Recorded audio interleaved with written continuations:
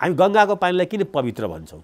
किनभने त्यो बगुवा छ, त्यहाँ हरेक पटक चाहिँ त्यो एकपल्ट बगेको पानी त्यहाँ दोहोऱ्याएर फेरि बग्न भनेर त्यही ठाउँमा आउँदैन, त्यो तलतिर जान्छ र समुद्रमा गएर मिसिन्छ। नेपालको पार्टीहरूको चाहिँ समस्या के हो भने यिनीहरू चाहिँ नदी जस्तो हुन चाहेनन्, कि जमुवा पोखरी जस्तो, त्यो पनि फोहोर फाल्ने जमुवा पोखरी जस्तो ती बसिरहेका छन्। युरोपमा सबैभन्दा धेरै रोजगारी दिने संस्था के थियो थाहा छ? Post office. आज इन्टरनेट आयो, त्यो छैन नि। आज शेरबहादुरजीले के घरको पछाडि राजनीति गर्नुभएको छ? घरको पछाडि राजनीति गर्ने भए उहाँले चाहिँ आउने बित्तिकै एउटै मन्त्री चाहिँ एउटा मात्रै मन्त्री बनाउनु भयो, त्यो हो उमेश श्रेष्ठ, होइन? उसको पैसाले उहाँको राजनीति केही न केही चल्दैछ नि, त्यो त्यसै बुझिन्छ नि। स्कुल खोल्ने चाहिँ शिक्षा मन्त्री भयो भने के हुन्छ? सभापतिमा उठ्ने, हार्ने, अनि फेरि केन्द्र सदस्यमा गएर बस्ने, होइन? मलाई लाग्छ काङ्ग्रेसभित्र समस्या चाहिँ यहाँ छ, हार्ने तर एक्जिट नहुने। क्या कम्युनिस्ट पार्टी नेपालमा क्याडर्स बेस्ड पार्टी हो। क्याडर्स बेस्ड भनेको पार्टीले तलब दिएर राखेको, होल टाइमर भनेर, होइन?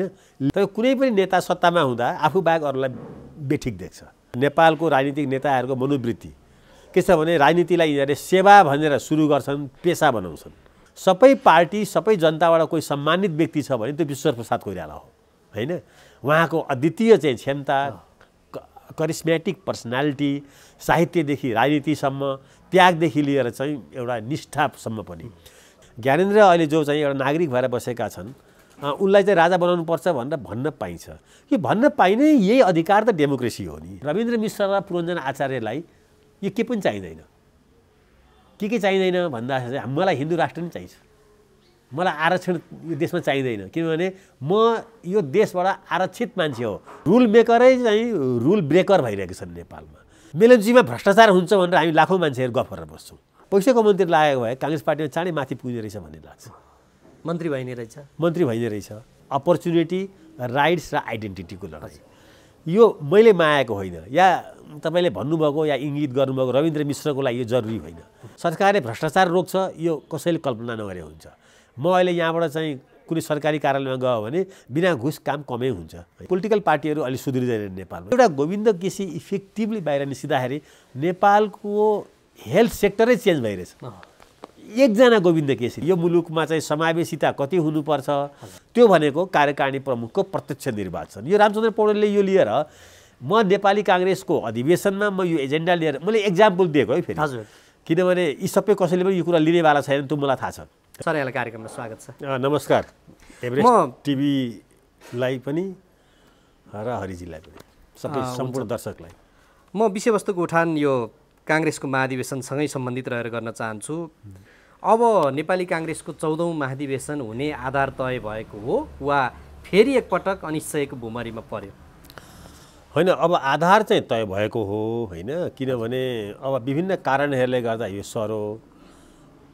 सरिसकेपछि यसमाथि प्रश्न चिन्हहरू उठ्यो। यसको चाहिँ वैधानिकताको बारेमा, यसको संविधानताको बारेमा। किनभने काङ्ग्रेसको महाधिवेशन चाहिँ एउटा त्यो टेन्युअर चाहिँ कार्यकाल 4 वर्षको हुन्छ।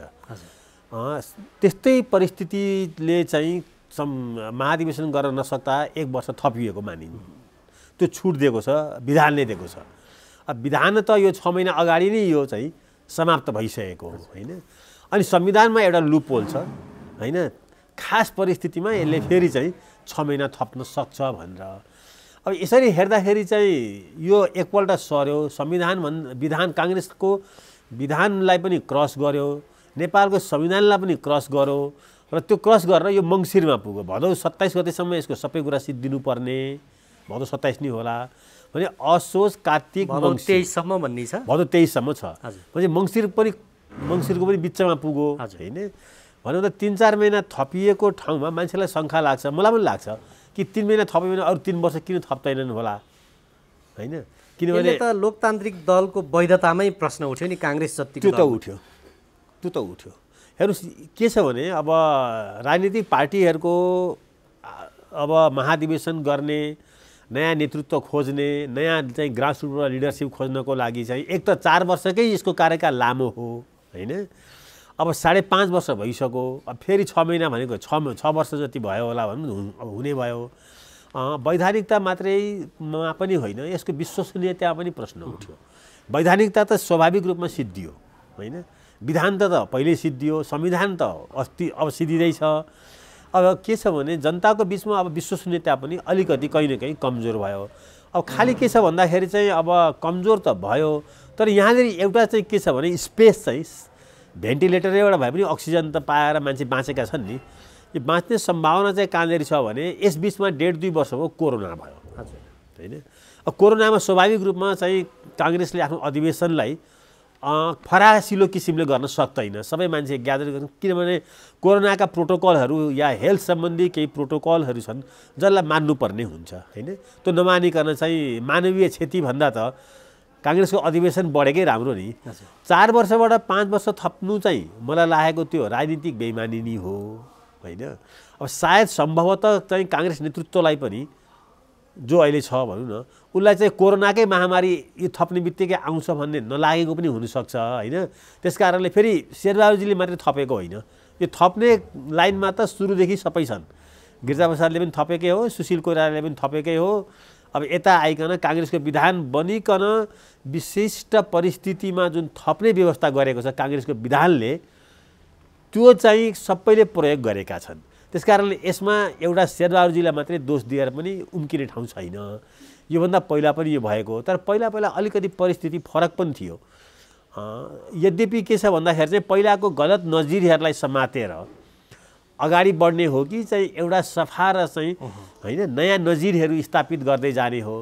मलाई चाहिँ के लागेको थियो भने शेरबहादुरजी अलिकति युवा पुस्ताको होइन, अलिकति अब काङ्ग्रेस संविधान त र विधान त हिँडेन भनेर च्यालेन्ज गरेर गिरिजाप्रसादलाई पनि च्यालेन्ज गरेको, सुशील कोइरालालाई च्यालेन्ज गरेको, त्यसरी हिँडेको चाहिँ एउटा सभापतिले आफूले त सबै कुरा विधान अनुसार संविधान अनुसार हिँड्नुहुन्छ होला र एउटा नयाँ चाहिँ नयाँ काङ्ग्रेस, नयाँ सम्भावना बोकेको काङ्ग्रेस बनाउनुहुन्छ भन्ने लागेको थियो। तर पुरानो ढर्रालाई चाहिँ उहाँले निरन्तरता दिँदाखेरि चाहिँ त्यहाँनिर चाहिँ दुःख लागेको छ। अब यो महाधिवेशनको यो सरगर्मीले गुट उपगुट फस्टाउने मौका पाएको हो कि अथवा आन्तरिक लोकतन्त्रको अभ्यास पनि हो काङ्ग्रेसको? होइन, जब काङ्ग्रेस विधानतः महाधिवेशनमा प्रवेश गर्छ, हेर्नुहोस् फेरि यो हामी यहाँको पोलिटिकल पार्टीहरूलाई धेरै गाली गर्छौँ होइन, स्वाभाविक पनि छ। तर अहिले यसो ख्याल गरौँ न, नेपालमा यही काङ्ग्रेस पार्टीकै त हो नि यो आन्तरिक चाहिँ लोकतान्त्रिक अभ्यासहरू टाइमली भइरहेको। अहिले यता आइकन अहिले 7-8 वर्ष भयो कम्युनिस्ट पार्टीहरूको अधिवेशन भएकै छैन छ त। फेरि कसैले भन्दैन कम्युनिस्ट पार्टीहरूलाई त्यो नराम्रो कुराको नक्कल नगरौँ। काङ्ग्रेसले त कमसेकम 5.5 वर्षै भए पनि अर्को कार्यतालिका ल्याएको छ होइन। अब प्रचण्डजी चाहिँ कहिले पनि अधिवेशनै नगरिकन जीवनभर 20 वर्ष भइसक्यो अदालतमा केस नै उहाँ बसिरहनु भएको छ। अब एमालेको पनि झन्डै चाहिँ भनौँ न एकताको एउटा चाहिँ नाटक भयो, फेरि यो छुट्टियो, अहिले फेरि अधिवेशन भएको छैन। इभन इफ इन्डिया जहाँ चाहिँ लोकतान्त्रिक अभ्यास भएको 7 दशक नागिसक्यो, इन्डियन नेसनल कङ्ग्रेस होइन, आज त्यसमा चाहिँ अधिवेशन नभएको चाहिँ 2 दशक नागिसक्यो। अब अधिवेशन नभएको मात्रै होइन, कहिले आमाको अध्यक्षतामा चाहिँ कङ्ग्रेस पार्टी चलिरहेछ इन्डियामा, कहिले छोराकोमा। यी सबै साउथ एसिया र इस्ट एसियन पोलिटिक्स हेर्दाखेरि अहिले पनि एउटा कुरामा गौरव गर्न के सकिन्छ भने नेपाली काङ्ग्रेस चाहिँ यताको 3 दशकले र उताको पनि चाहिँ मतलब एउटा लामो कालखण्डमा त यो अब एक्जाइलमै बस्यो होइन या जेल नेलमा गयो। नेपाली काङ्ग्रेस चाहिँ एउटा नेपालको लागि मात्रै होइन संसारको लागि पनि पार्टीको आन्तरिक लोकतन्त्रमा यसले चाहिँ उठाइरहेका जुन स्टेपहरू छन् त्यो यद्यपि पूर्ण छैन, त्यसमा धेरै अपूर्णताहरू छन्, तर पनि के छ भने बाटो देखाउने पार्टी त यही नै भएको छ। जस्तो अब तपाईँले अर्को कुरा भन्नुभयो गुट उपगुटको कुरा। मैले के भयो भने अधिवेशनको घोषणा भएपछि काङ्ग्रेस पार्टीमा होइन संसारको कुनै पनि पार्टीमा गुटहरू बन्नुपर्छ अधिवेशनको लागि, आफ्नो आफ्नो एजेन्डा लिने। अहिले नेपालमा चाहिँ शिक्षा स्वास्थ्य के हुनुपर्छ, काङ्ग्रेस कस्तो हुनुपर्छ होइन, यो मुलुकमा चाहिँ समावेशिता कति हुनुपर्छ, हिन्दू राष्ट्र चाहिँ कति राख्नुहुन्छ कि हुँदैन हिन्दू राष्ट्र, यी सबै कुराहरूमा चाहिँ के हुन्छ भन्दाखेरि चाहिँ पार्टीभित्र भएका विभिन्न विचारधाराहरूको चाहिँ प्रतिस्पर्धा चल्नुपर्छ। त्यो प्रतिस्पर्धा स्वस्थ हुनुपर्छ र त्यो कहिलेसम्म हुनुपर्छ भने त्यहिलेसम्म हुनुपर्छ जहिलेसम्म काङ्ग्रेसको महाधिवेशनबाट नयाँ नेतृत्व छानिँदैन। अब नयाँ नेतृत्व छान्ने सन्दर्भमा अहिले एक्जाम्पल दिउँ होइन, जो नामहरू छन् शेखर कोइराला, शेरबहादुर देउपा या रामचन्द्र पौडेल, उहाँहरूले भन्न सक्नुहुन्छ म चाहिँ यस्तो काङ्ग्रेस बनाउँछु, अर्थात् यो गणतन्त्र मलाई मन परेन, सङ्घीयता मन परेन, धर्मनिरपेक्षता मन परेन, होइन, म यो सबैको विरुद्धमा नेपाली काङ्ग्रेसलाई उभ्याउँछु र म यो आधारमा सभापतिमा उठ्छु र म मेरो समूहलाई त्यो आधारमा भोट माग्दछु। त्यो भनेको म जितेर आएँ भने नेपालको संविधान परिवर्तनको लागि प्रयत्न गर्छु, त्यो भनेको हो नि, होइन। अर्कोले भन्न सक्छ शेरबहादुरजीले, होइन, म यो संविधानलाई पनि जोगाउँछु, नेपाली काङ्ग्रेस पनि त्यही संविधानमा लेखिएका 100% कुराहरूलाई चाहिँ, होइन, मान्दछ, या म यसलाई चाहिँ बुझ्दछु, म नेपालको संविधान र नेपाली काङ्ग्रेसको विधान र यसको महाधिवेशनमा लिने एजेन्डाहरूलाईमा समानता ल्याएर अगाडि बढाउँछु। यो एउटा गुट हो नि त। के को गुट भयो भन्दा विचारधाराको गुट भयो, होइन। रामचन्द्र पौडेलजीले चाहिँ भन्न सक्नुहुन्छ मलाई यतिले पुगेन, म अझै नेपाली काङ्ग्रेसलाई र्याडिकल रिफर्म गर्न चाहन्छु। त्यो भनेको के हो भन्दा म प्रत्यक्ष कार्यकारिणी चाहिँ प्रधानमन्त्री या राष्ट्रपति चाहिँ अब यो देशमा नभइकन यो मुलुकको भविष्य छैन। अब बीचमा यो चाहिँ संसदीय अभ्यासहरूको हाम्रो चाहिँ अनुभवले हामी धेरै दलित गलित भयौँ। अब जनताले प्रत्यक्ष आफ्नो चाहिँ आफ्नो शासक छान्दछन् या आफ्नो सेवक छान्दछन्। त्यो भनेको कार्यकारिणी प्रमुखको प्रत्यक्ष निर्वाचन। यो रामचन्द्र पौडेलले यो लिएर म नेपाली काङ्ग्रेसको अधिवेशनमा म यो एजेन्डा लिएर मैले एक्जाम्पल दिएको है फेरि, हजुर, किनभने यी सबै कसैले पनि यो कुरा लिनेवाला छैन, त्यो मलाई थाहा छ, होइन। तर पनि के हो भने यो सबै आधारहरूमा यसरी अधिवेशनको प्रारम्भदेखि अधिवेशनको अन्तसम्म नयाँ नेतृत्व नआउन्जेलसम्म बन्ने गुटहरूलाई चाहिँ स्वस्थ प्रतिस्पर्धा र यसलाई चाहिँ हेल्दी गुट भनिन्छ। अब काङ्ग्रेसमा प्रब्लम के छ भन्दाखेरि चाहिँ यी गुटहरू बन्छन्, यिनीहरू पर्मानेन्ट बनिदिन्छन्, यी विचारमा जुनसुकै राजनीतिक दलमा पनि देखिन्छ फेरि, होइन। अब जस्तो एक्जाम्पल दिएर अझ क्लियर पारौँ यसलाई, शेरबहादुरजी कुनै पनि एजेन्डा बिना चाहिँ अब सभापति मतलब हुनुभयो। कुनै पनि एजेन्डा बिना सभापति हुनु भनेको यो संविधानलाई मानेर उहाँ हुनुभयो, त्यो राम्रै कुरा भयो। तर कृष्ण सिटौला पनि सभापतिमा उठे, तेस्रो पोजिसन भयो, हारे नि। या अर्को रामचन्द्र पौडेलले हार्नुभयो, हारिसकेपछि त्यो जित्दाखेरि उठेको सभापतिलाई बिना शर्त सहयोग गर्नुपर्छ। जितिसक्यो, काङ्ग्रेसको एपेक्स बडीले शेरबहादुरजीलाई चाहिँ म्यान्डेट दियो, तिम्रो किसिमले चाहिँ सभापति चलाऊ भनेर। तबसम्म उनलाई चाहिँ सहयोग मात्रै गर्नुपर्छ उनलाई। उनले कृष्ण सिटौलालाई केन्द्रीय सदस्य नराखे पनि हुन्थ्यो, रामचन्द्र पौडेललाई नराखे हुन्थ्यो। त्यो त उनले कृपापूर्ण किसिमले राखेको। सभापतिमा उठ्ने, हार्ने, अनि फेरि केन्द्रीय सदस्यमा पनि गएर बस्ने, होइन। मलाई लाग्छ काङ्ग्रेसभित्र समस्या चाहिँ यहाँ छ, हार्ने तर एक्जिट नहुने क्या। अब महाधिवेशन प्रतिनिधिहरूले त हराइदिए नि, शेरबहादुरजीको लागि पनि त्यो समस्या भयो। शेरबहादुरजीले पनि राष्ट्रिय निर्वाचन हार्नुभयो, हजुर, जम्मा 23 सिट जितेको प्रत्यक्षमा। म त्यसमा आउँदै थिएँ। जस्तो यो महाधिवेशन अथवा भनौँ न नेतृत्वको प्रसङ्ग चाहिँ कहाँनिर जोडिन्छ भने आफू हुँदाखेरिसम्म ठिक। जस्तो यहाँले अघि त्यो एजेन्डाको कुरा गर्नुभयो, एजेन्डामा बहस गरेर त्यसपछि पार्टीलाई द्रुतगतिले अगाडि लिएर जानुपर्नेमा नेपालको राजनीतिक दलहरूभित्र चाहिँ आफू नमरुन्जेलसम्म त्यो नेतृत्व चाहिँ नछाड्ने, नेतृत्वमा रहिराख्ने त्यो खालको चाहिँ नि प्रवृत्ति छ यो जुनसुकै दलमा पनि। यो प्रवृत्तिले अन्ततगत देश र जनतालाई त घाटा नै पुर्याइरहेको छ। यसले यस्तो छ, यो चाहिँ कस्तो भने त्यो हिटलरले चाहिँ ग्यास च्याम्बरमा हालेर यहुदीहरूलाई 60 लाख यहुदीहरूलाई मारेको थियो नि, यही किसिमको प्रवृत्ति चाहिँ अमेरिकामा दुईपल्ट भन्दा 3 पल्ट सायद रुजवेल्ट होला चुनाव लड्छु भन्दाखेरि लडे पनि 1 पल्ट 3 पल्ट, होइन। अनि अरू तलका चाहिँ अब पार्टीका मेम्बरहरूले अब त्यो लामो हिस्ट्री छ त्यहाँ, किन 2 पल्ट भन्दा 3 पल्ट कार्यकारिणी प्रमुख हुन नपाउने, के कारणले आयो भन्दा यही कारणले आएको हो। कहिले पनि पोलिटिक्सबाट रिटायर्ड नहुने कल्चर चाहिँ अमेरिकामा पनि, अमेरिकाको संविधानमा सुरुमा यो व्यवस्था थिएन, हजुर, यो पछिको व्यवस्था हो यो 2 पल्ट भन्दा 3 पल्ट। अब यो कहिले पनि रिटायर्ड नहुने एक्जिट, होइन, बाहिर निस्किने बाटो नदिनेले के हुन्छ भन्दाखेरि चाहिँ कुनै पनि पार्टी या कुनै पनि देश या कुनै पनि परिवार भन्छु म, त्यो जमुवा पोखरी जस्तो हुन्छ। नदीको पानी किन खान्छ मान्छेले? नदीको पानी, हामी गङ्गाको पानीलाई किन पवित्र भन्छौँ? किनभने त्यो बगुवा छ, त्यहाँ हरेक पटक चाहिँ त्यो एकपल्ट बगेको पानी त्यहाँ दोहोऱ्याएर फेरि बग्न भनेर त्यही ठाउँमा आउँदैन, त्यो तलतिर जान्छ र समुद्रमा गएर मिसिन्छ। नेपालको पार्टीहरूको चाहिँ समस्या के हो भने यिनीहरू चाहिँ नदी जस्तो हुन चाहेनन्, यी जमुवा पोखरी जस्तो, त्यो पनि फोहोर फाल्ने जमुवा पोखरी जस्तो ती बसिरहेका छन्। त्यो पानीमा जस्तो अहिले धोबी खोला भनौँ न, त्यसमा अक्सिजन छैन नि। अहिलेको धोबी खोलामा त पानीभन्दा धेरै ढल बग्छ नि। हजुर। कुनै पनि किसिमले कहीँ पनि संसारमा एउटै मान्छे दोहोराई तेह्राई चौराई त्यसैको अनुहार देखिरह्यो भने मेरो घरमा मेरो छोरीले भन्छ, मेरो सानो छोरी जन्मिँदाखेरि शेरबहादुरजी चाहिँ झन्डै प्राइम मिनिस्टर हुनुहुन्थ्यो। हजुर। अब ऊ अहिले चाहिँ अनेक काम गरेर ठुली भइसकी, काम गरेर अहिले पनि शेरबहादुरजी नै प्राइम मिनिस्टर हुनुहुन्छ। यो सायद संसारको एउटा दुर्लभ चाहिँ पिक्चर नेपालको युवा पुस्ताहरूले नेपालमा देख्दैछ। त्यस कारणले नमरुन्जेल चाहिँ रिटायर्ड नहुने चलनलाई चाहिँ हामीले वैधता दिएको छौँ। कहाँ भन्दाखेरि चाहिँ संविधानमा। संविधानले एक्जिटको व्यवस्थै गरेन के। त्यसमा यो कार्यकर्ता अथवा जो त्यसमा पार्टीमा आबद्ध भएर लाग्छन् उनीहरूले पनि र त्यसमा रहेका अन्य नेताहरूले पनि, जस्तो जुनसुकै दलमा पनि म एक व्यक्ति एक पद हुनुपर्छ अथवा कम्तीमा पनि योग्यता अनुसारको जिम्मेवारी हुनुपर्छ भनेर आफूले नपाउन्जेल चाहिँ भन्छन्। जब आफूले पाउँछन्, यो अघि यहाँले प्रसङ्ग पनि जोडिसक्नुभयो शेरबहादुर देउवाको प्रसङ्गमा पनि, आफूले पाएपछि छोड्नै चाहँदैनन्। यो खालको प्रवृत्ति चाहिँ संविधानको कारणले हो कि त्यसमा राजनीतिक दलका जुन कार्यकर्ताहरू हुन्छन् उनीहरूले पनि त्यो नेतृत्वलाई अलिकति नझकझकाएको कारणले हो कि जनता स्वयं पनि जागरुक नभएर हो?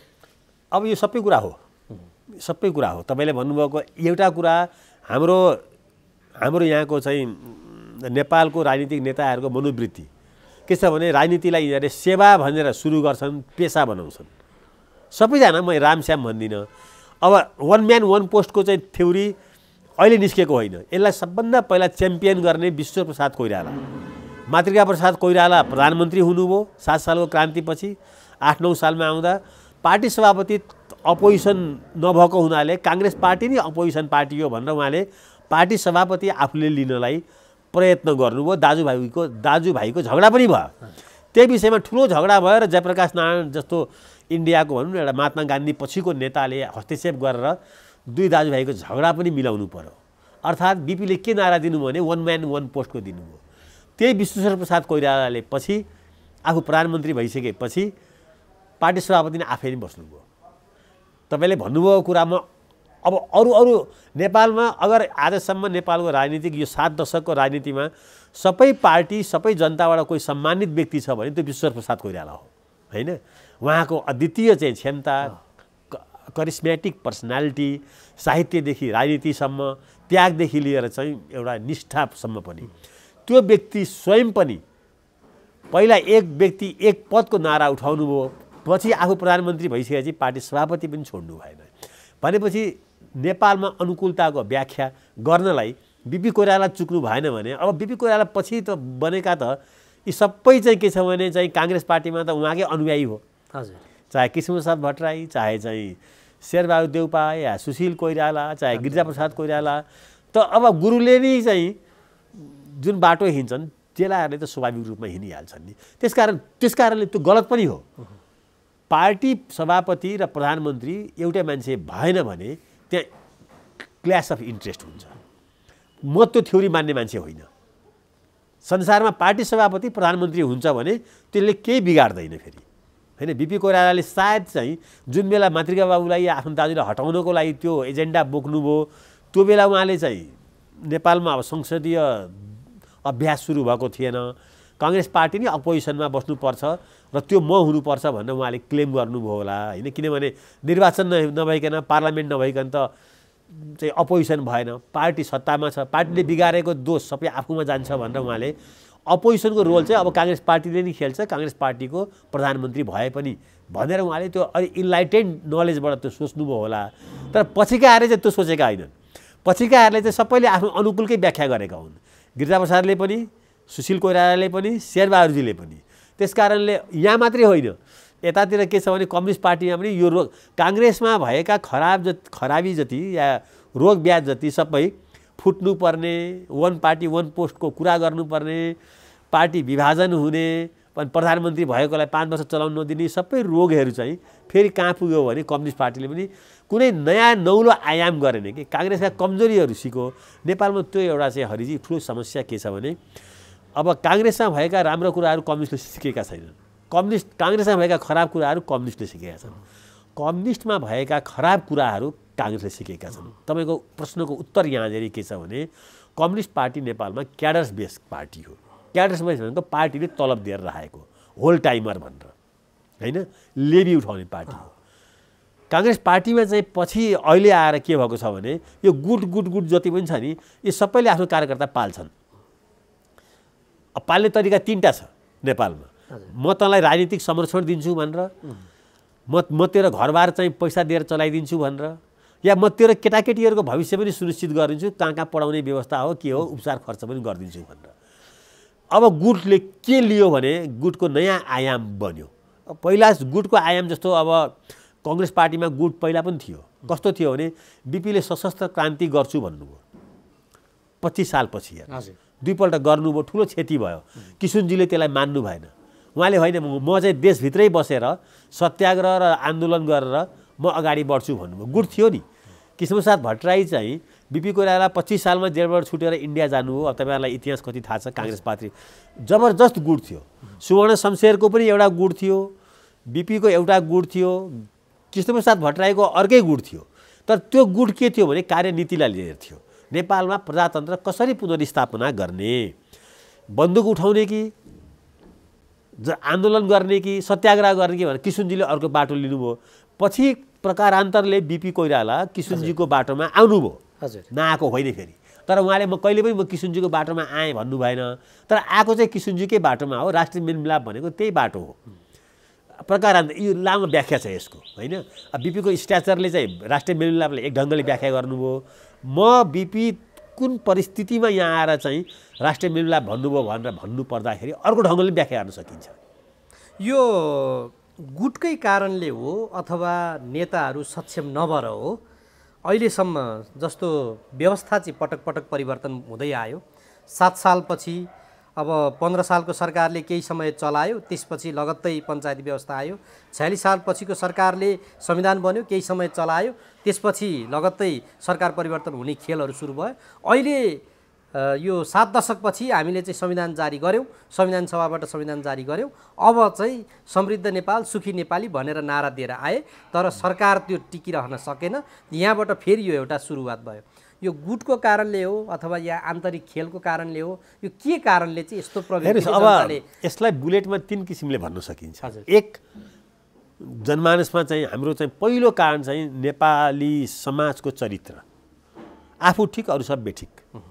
तर कुनै पनि नेता सत्तामा हुँदा आफू बाहेक अरूलाई बेठिक देख्छ सबैलाई। अहिले खड्ग ओलीजीको पनि समस्या त्यही हो। माधव बेठिक, प्रचण्ड बेठिक होइन। अब माधव प्रचण्डसँग लाग्ने बेठिक। हिजो गिरिजाप्रसादको पनि त्यही रोग हो। म ठिक, कृष्णप्रसाद भट्टराई र गणेश मानजी बेठिक भन्ने हो। सुशील कोइराला पनि त्यही हो। सुशील कोइराला अहिले शेरबहादुरजी पनि त्यही हो। अर्थात् के बुझ्नु पर्यो भने यो खालको सिस्टममा जुन खालको हामीले अपनाएका छौँ, यो सिस्टमलाई बुझ्ने र यसलाई चाहिँ अलि सन्तुलित किसिमले चलाउन सक्ने चाहिँ क्षमता चाहिँ भएन कि भन्ने मलाई चाहिँ, या नेपालीमा त चरित्र नै छैन कि जस्तो पनि लाग्छ मलाई। त्यो सिस्टममै त्यसो भएदेखि अब प्रश्न उठाउन सक्ने ठाउँ भयो। यो शासकीय स्वरूपमै अब हेर्नुहोस्, यो सिस्टम पर्फेक्ट होइन। कम्तीमा नेपालको लागि चाहिँ अथवा होइन, संसारमै के भनिन्छ भने भएको राजनीतिक सिस्टमहरू चाहिँ कुनै पनि पर्फेक्ट छैन। धेरै इम्पर्फेक्ट मध्ये चाहिँ धेरै खराब सिस्टमहरूमध्ये यो कम खराब सिस्टम हो भनिन्छ यसलाई। यो आज भनिएको होइन, यो धेरै अगाडिदेखि यो पार्लियामेन्ट्री सिस्टमलाई यही भनिन्छ, यो नभनिएको होइन। तर त्यसलाई कार्लमार्क्सले पनि मानेनन्। धेरै नमान्नेहरू चाहिँ एक से एक फिलोसफरहरू छन् होइन। यो पपुलर सोभरेन्टी र यसरी चाहिँ गभर्नेन्स बन्ने सिस्टम चाहिँ संसारमा यसलाई यो माथि अहिले झन् च्यालेन्ज आएको छ। अहिले ब्रेक्जिट पछि या चाहिँ कोरोना पछि या अहिलेको चीनको चाहिँ समृद्धिपछि होइन, अहिले यो सिस्टमहरूमाथि, पार्लियामेन्ट्री सिस्टमहरूमाथि, यो ढङ्गको बहुमतको राजमाथि धेरै किसिमको धेरै तर्क, धेरै किसिमका धेरै नयाँ आइडियाहरू आइरहेका छन् यसमा कसरी रिफर्म गर्ने भनेर। तर नेपालमा के भयो भने नेपालमा अहिले 2 किसिमको चाहिँ राजनीतिक पार्टी छ। एउटा यही सिस्टमलाई गीता, बाइबल या चाहिँ कुरान मानेर अगाडि बढेकाहरू छन्, त्यो भनेको काङ्ग्रेस हो होइन। यो सिस्टमले त यो देशको समृद्धि र विकासै हुँदैन भनेर वन पार्टी सिस्टमलाई मानेर झापा आन्दोलन होइन कि 7 साल 8 सालदेखि नि पुष्पलालदेखि यहाँसम्म आउँदा छुट्टै पोलिटिकल एउटा सिस्टमको परिकल्पना गरेर अगाडि बढेको अर्को धार छ, जो आज नेपालमा बहुमतमा भएको छ। तर भइदियो के भन्दाखेरि चाहिँ अर्को विचार, अर्को आर्थिक पद्धति, अर्को राजनीतिक सिस्टम मानेर अगाडि बढ्दा बढ्दै पनि बिस्तारै बिस्तारै बिस्तारै समय कालक्रममा र खास गरी चाहिँ एकदमै खास गरी जब कोल्ड वार सिद्धियो या युएसएसआरको विघटन भयो र चीनले पनि जब पुँजीवादलाई अँगाल्यो, त्यसपछि नेपालका कम्युनिस्टहरूलाई पनि के लाग्यो भन्दाखेरि चाहिँ होइन, प्रतिस्पर्धात्मक राजनीतिबाट चाहिँ र उदार अर्थतन्त्रलाई समृद्ध गर्न सकिन्छ भनेर जनताको बहुदलीय जनवादबाट यिनीहरू आए होइन। दुईटा आएपछि त काङ्ग्रेसले चाहिँ कल्पनै नगरेको कम्पिटिसन भेटायो। कम्युनिस्टहरूको चाहिँ शासन वान पार्टी सिस्टम भन्दा बेग्लै गरेर अब त्यसको डिजाइनर र आर्किटेक्चर को भए नेपालमा भन्दा काङ्ग्रेसकै नेता भए।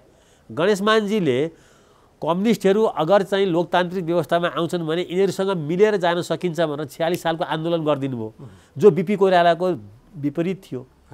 बिपी कोइरालाले कम्युनिस्टसँग नमान्दाखेरि संसारमा कोल्ड वार थियो। युएसएसआरको चाहिँ एकदम चाहिँ एक छत्र चाहिँ वान पार्टी सिस्टम थियो। चाइनामा चाहिँ त्यस्तै किसिमको चाहिँ अब माओसुतुङको चाहिँ दबदबा पनि थियो, पछि पनि मल्टी पार्टी आज पनि छैन। तर इकोनोमी पोलिसी त चाइनाले चाहिँ बिस्तारै के गर्यो भन्दाखेरि चाहिँ लिबरलाइजेसन गर्यो होइन। त संसार पनि चेन्ज भयो, आइडियाहरू पनि परिष्कृत भए, नेपालका कम्युनिस्टहरू पनि चेन्ज भए। तर चेन्ज मात्रै भएर हुँदैन रहेछ क्या, सिस्टम त चेन्ज भयो। व्यक्तिको मेन्टालिटी, खड्ग ओलीजीको भनौँ न पूर्व प्रधानमन्त्रीको मेन्टालिटी त कता कता चाहिँ स्टालिनबाट उहाँ चाहिँ अलिकति चाहिँ प्रभावित, तानासा बन्ने, निरङ्कुशतातर्फ जाने, आफ्नो साथीभाइलाई पेल्ने, पार्टीलाई पेल्ने, संसद विघटन गर्ने, म सबै कुरामा ठिक हो, हरेक कुराको उहाँले व्याख्या गर्न थाल्नुभयो। कोरोनादेखि लिएर भू राजनीतिदेखि लिएर अन्तर्राष्ट्रिय राजनीति, त्यो भनेको के हो भने I am the right, I am the state भन्ने हो।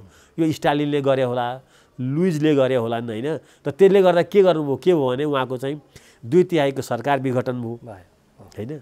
आफ्नो पार्टी फुट्यो, संसदमा उहाँ कहाँ चाहिँ अब 2/3 थियो, 83 सिटमा कि कति सिटमा उहाँ चाहिँ बस्नुभयो, जसको जम्मा 23 सिट थियो प्रत्यक्ष निर्वाचनमा, जसको टोटलमा 60 सिट पनि थिएन मुस्किलले। शेरबहादुर देउपाले लिड गरेको पार्टी काङ्ग्रेसको, उसको 165मा पुग्यो। यो प्याराडक्स हेर्नुहोस् त कसरी सम्भव भयो होला। कसरी सम्भव भयो भन्दा ओलीजीको दिमागमा उहाँले जुन चिजको बिउ रोप्नुभएको थियो, म नै स्टेट हुँ, मै नेता हुँ, मैले सबैलाई पेल्नुपर्छ, अब म एक छत्र होइन सम्राट या प्रतापी राजा हुनुपर्छ भन्ने जुन चिन्तन आयो, त्यो चिन्तन चाहिँ डेमोक्रेसीमा आउँदाखेरि जे दुष्परिणाम उहाँले भोग्नुपर्ने थियो त्यही भोग्नुभयो उहाँले। अब यो सबैले चाहिँ असर त जनतालाई नै परिरहेको छ होइन। यो जस्तो अघि नै यहाँले चाहिँ प्रसङ्ग उठाइहाल्नुभयो, 52 सालमा प्रधानमन्त्री भएको शेरबहादुर देउवा र अहिले 78 सालमा प्रधानमन्त्री भएका शेरबहादुर देउवाबाट चाहिँ जनताले तात्विक भिन्नता चाहिँ त्यस्तो खासै चाहिँ नि अनुभूति गर्न चाहिँ नसक्ने भए। भनेपछि यहाँनिर मानिसहरूले के कुरा उठाउन थाले भने अब यो केही दिन अगाडि नयाँ भनिएर खुलेको राजनीतिक दल, खास गरी विवेकशील साझाका अध्यक्षले यो संहिताको विषयमा, यो धर्मको विषयमा एउटा जनमत सङ्ग्रह गर्नुपर्ने हो कि शासकीय स्वरूपकै विषयमा पनि के हो भन्ने खाले कुरा उठाएका छन्।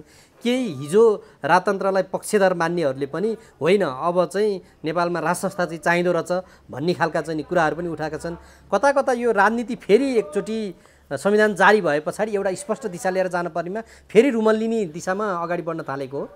होइन, उठाउन त पाइन्छ, कुराहरू उठाउँ, किनभने बहुलवाद भनेको हाम्रो संविधानमा व्यवस्था गरेछ। तपाईँलाई विचार लाग्यो अहिले एउटा राजा वीरेन्द्रलाई नि स्वर्गबाट ल्याएर राख्नुपर्छ, यो पनि विचार राख्नु पाइन्छ। तर त्यो आउँछ कहिले त्यो भन्न सकिँदैन होइन। मरिसकेको मान्छे ज्ञानेन्द्र अहिले जो चाहिँ एउटा नागरिक भएर बसेका छन्, उनलाई चाहिँ राजा बनाउनुपर्छ भनेर भन्न पाइन्छ। यो भन्न पाइने यही अधिकार त डेमोक्रेसी हो नि, भन्नै पाइँदैन भन्ने होइन। तर त्यो गर्नको लागि चाहिँ सामर्थ्य पनि चाहियो, क्षमता पनि चाहियो। अब यसमा मेरो आफ्ना दृष्टिकोण छन्। मलाई चाहिँ के लाग्छ भन्दाखेरि चाहिँ नेपालमा संहिता कसले माया थियो? नेपालको मधेसी समुदायले, अल्पसङ्ख्यकले, आदिवासीले, जनजातिले माया थिए कि हामीलाई हाम्रो चाहिँ अधिकार, अवसर होइन र चाहिँ के छ भन्दाखेरि चाहिँ पहिचान भएन भनेर। यो 3टा लडाइँ भन्छ, ORI भन्छ, अपर्च्युनिटी, राइट्स र आइडेन्टिटीको लडाइँ। यो मैले मायाको होइन, या तपाईँले भन्नुभएको या इङ्गित गर्नुभएको रविन्द्र मिश्रको लागि यो जरुरी होइन। मलाई पहिचान पनि छ मसँग, मलाई कहीँ केही नागरिकता लिन जान गाह्रो छैन। म नेपाली, मेरो पहिचानको खोजी गर्नुपर्ने मलाई जरुरी छैन। मेरा अधिकारहरू मेरा चाहिँ मतलब भने पुर्खौँदेखि चाहिँ सुरक्षित छन् होइन। म यो देशमा म चाहिँ अधिकारको लागि मैले लड्नु पर्दैन, हामी सबैभन्दा बेनिफिटेड चाहिँ खस आर्य हो। खस आर्यमा पनि इकोनोमिकली ब्याकवर्ड छन्, तर पहिचानको समस्या छैन। अब जहाँसम्म अधिकारको कुरा छ, त्यो अधिकार चाहिँ विभिन्न चरणमा यो राज्य निर्माण हुने क्रममा धेरै पछाडि परे। कैयन भूगोल पछाडि परे कर्णाली, त्यसैले त्यसलाई स्पेसल ट्रिटमेन्ट गर्नु पर्यो।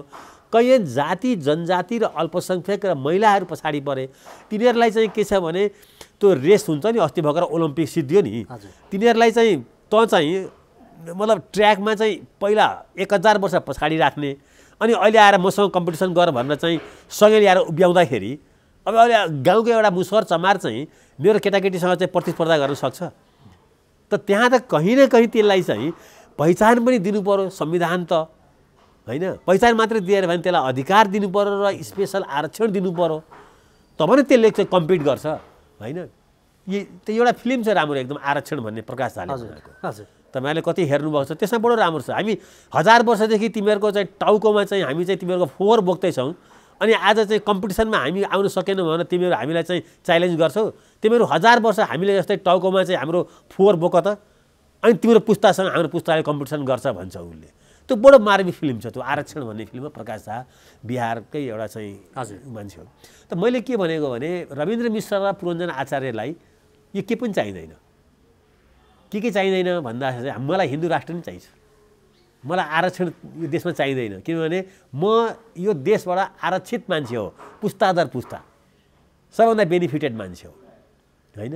मलाई हिन्दू राष्ट्र किन चाहिन्छ भने अझ मलाई त ब्राह्मण राष्ट्र चाहिन्छ, म ब्राह्मण पनि हो। तर के त्यो कुरो यहाँको प्रकृति प्रेमी चाहिँ जनजातिहरूले त्यो कुरो मान्छन्? आज यहाँको राई लिम्बू मगर गुरुङहरूको लागि, पुरञ्जन आचार्यको लागि र चाहिँ के छ भने रविन्द्र मिश्रको लागि त त्यो कुरो भए हुन्थ्यो भन्ने छ होइन। त मलाई के लाग्छ भने जुन दिन नेपालमा दलितहरूले भन्छन् यो देशलाई हिन्दू राष्ट्र राख्नुपर्छ, जुन दिन यहाँको मधेसीहरू जो चाहिँ झन्डै 30+ छन् होला, मधेसीहरू थारू मधेसी राजवंशी गनगाई चमार डुमहरूले भन्छन् कि चाहिँ हामीलाई संहिता चाहिएन भनेर, जुन दिन यो देशमा चाहिँ के छ भन्दाखेरि चाहिँ हिन्दू राष्ट्र राख्नुपर्छ भनेर चाहिँ यहाँका महिलाहरूको जुलुस निस्किन्छ, यसलाई मनुस्मृतिमै लगाएर राख्नुपर्छ भनेर। ल यहाँका चाहिँ मतलब जुन सिस्टमबाट प्रताडित छ नि, यसलाई एकात्मक राज्य राख्ने कुरा मधेसले मान्छ कि मधेस चाहिँदैन? मधेसले एकात्मक राज्य राख्नुपर्छ भनेर चाहिँ उपेन्द्र यादवजी मान्नुहुन्छ, महन्त ठाकुर मान्नुहुन्छ। अनि आज चाहिँ जसले यी सब कुरा चाहिन्छ कि चाहिँदैन भनेर चाहिँ जनमत सङ्ग्रहको माग गरिरहेको छ, जस्तो बेलायत ब्रेक्जिटबाट निस्केको जनमत सङ्ग्रह भयो नि, रिजल्ट दुष्परिणाम आयो। आज बेलायत ट्र्यापमा छ, यो गलत निर्णय भयो भनेर। तर यो यसमा नि सर जस्तो के भयो भने व्यवस्था बदलियो, जनताको अवस्था चाहिँ बदलिएन भन्ने चाहिँ त्यहाँ कुरो उठाउनेहरूको सबभन्दा बढी जोडै यसैमा छ। एक्ज्याक्टली। यो संविधान आएको कति वर्ष भयो र संविधान अन्तर्गत चुनाव भएको कति वर्ष भयो? के हिजोको त्यही 1000 वर्ष चाहिँ हामीले चाहिँ जनताको अवस्था बदलिन सकेनौँ नि? नेपाल किन आज संसारको सबभन्दा गरिब राष्ट्र छ? नेपाली किन आज चाहिँ काम गर्नको लागि 50 लाख चाहिँ दुबई र चाहिँ मलेसिया जान्छन्? के यो 20 वर्षको मात्रै चाहिँ यो चाहिँ देन हो त यो? या यो गणतन्त्र भएपछि धर्मनिरपेक्ष भएपछि संहिता भएपछिको देन हो? त्योभन्दा पहिला नेपालीहरू लाउरे जाँदैन थिए, राजा थिए राणा थिए, जान्थे कि जान्दैन थिए? 200 वर्ष नागिसक्यो लाउरे गएको होइन। त्योभन्दा पहिला नेपालीहरूले चाहिँ भारी बोक्नेहरूको देश चाहिँ भनिँदैन थियो, त्यो काला पानीमा चाहिँ भारी बोक्न जान्थे नि, आज पनि जाँदैछन् नि, आज कम जाँदैछन्। आज बरु कमसेकम भारी बोक्नु छोडेर मलेसिया मध्यपूर्व जाँदैछन्, राम्रै पैसा कमाउँदैछन्। त्यो पनि रोक्नु पर्यो। मूल कुरो के हो भन्दाखेरि चाहिँ हिजो राम्रो थियो यो कसैले कल्पना नगरे हुन्छ, हिजोभन्दा आज धेरै राम्रो छ। म ग्यारेन्टी गर्छु, यस तथ्याङ्कले भन्छ, नेपाली जनताको जीवनस्तरले भन्छ। यो 20-25 वर्षमा नेपालमा सामाजिक पूर्वाधारमा दक्षिण एसियामा नेपाल दोस्रो तेस्रो छैन, झन्डै नम्बर 1 मा छ नेपालको सामाजिक पूर्वाधारमा। नेपालमा लैङ्गिक समानताको लागि नेपालको पार्लियामेन्ट आज स्क्यान्डिनेभियन कन्ट्रीको लागि चाहिँ एउटा एक्जाम्पल भएको छ। नेपालको पार्लियामेन्ट र नेपालको कुन संसारको कुन देशमा छ मेयर चाहिँ मेल छ भने या मेयर चाहिँ फिमेल छ भने अर्को चाहिँ अर्को जेन्डरको हुनुपर्छ भनेर? अनि त्यसमा प्रश्न रहेन। प्रश्न कहाँनिर गयो भने हिजोका जे संरचनाहरू थिए, उद्योग कल कारखाना, अझ राजा समर्थितहरू के भन्छन् भने पञ्चायतकालमा जे व्यवस्थाहरू ल्याइएको थियो, चाहे चाहिँ उद्योग कल कारखानाहरू भ्रिकुटी त्योदेखि त्यो बाँसबारी छालादेखि जे थिए, ती सबै बहुदल आए पछाडि चाहिँ नामित भए। नेताहरूलाई चाहिँ अझै बढी सेवा सुविधा, अब सामान्य रुगाखोकी लाग्यो भने पनि विदेशको उपचारदेखि सबै भयो। जनताले चाहिँ तात्विक रूपमा चाहिँ ओहो व्यवस्था चाहिँ हामी लाग्यौँ, आन्दोलन पनि गऱ्यौँ, परिवर्तन पनि गऱ्यौँ, त्यसले चाहिँ नेताहरूलाई चाहिँ अलि माथि नै पुर्यायो, हामीलाई चाहिँ फेरि पनि विदेश जान बाध्य बनायो, अझै चाहिँ त्यो डेलिभरीमा चाहिँ हामी अलि स्ट्रङ हुन सकेनौँ भन्ने खालको प्रश्न चाहिँ आएको छ नि त्यसमा। हेर्नुहोस्, जति हुनुपर्ने थियो त्यो भएन, जति नहुनुपर्ने थियो नेताहरूको त्यो भयो, त्यो सत्य कुरा हो, त्यो फेरि सत्य कुरा हो। अब अझ थप यसको चाहिँ प्र्याक्टिकल एन्सर अझै दिउँ। तपाईँको घरमा ल्यान्डलाइन छ कि? मेरो घरमा छैन, या कुनै घरमा पनि छैन। हिजोको कुराहरू आज सबै टिक छ। हिजो हुलाक संसारको सबभन्दा ठुलो रोजगारी दिने संस्था थियो, हुलाक पोस्ट अफिस। मलाई चाहिँ युरोपमा सबैभन्दा धेरै रोजगारी दिने संस्था के थियो थाहा छ? Post office. आज इन्टरनेट आयो, त्यो छैन नि। त्यस्तै कैयन उद्योगहरू संसारमा 100वटा उद्योग खुल्छ, आज स्टार्टअपले खोल्छ भने त्यसमा 90-95वटा बन्द हुन्छ 5 वर्षपछि। कैयन उद्योग धन्दाहरू आफै स्वतः बन्द हुन्छन्। केमा बन्द हुन्छन् भने तपाईँले यहाँ चाहिँ अब एउटा उदाहरण दिउँ, उदाहरणले बुझिन्छ। यहाँ तपाईँले छाला जुत्ता कारखाना चाहिँ हामी आफैले सबै कुरा गर्छौँ भनेर यहाँ उत्पादन गर्न थाल्यौँ, बनायौँ। त्यसको कस्ट चाहिँ 2000 रुपियाँ पर्यो, चाइनाबाट आएको 200 रुपियाँ पर्यो।